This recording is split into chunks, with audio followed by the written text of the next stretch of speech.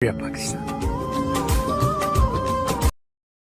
अस्सलामुअलैकुम वरहमतुल्लाहि वबरकातुहू। अल्लाह आप सबको अपने हिफ्ज़-ओ-अमान में रखे।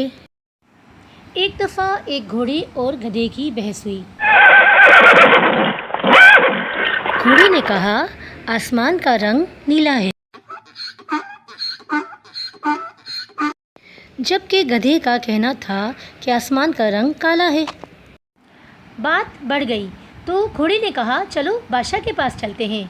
दोनों शेर के पास पहुँचे और तमाम किस्सा सुनाया।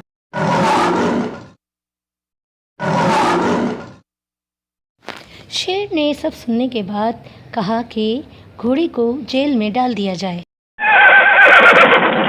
घोड़े ने एहतजाज करते हुए कहा, ये क्या बात हुई बादशाह सलामत, सही भी मैं हूँ और जेल भी मुझे जाना पड़ा।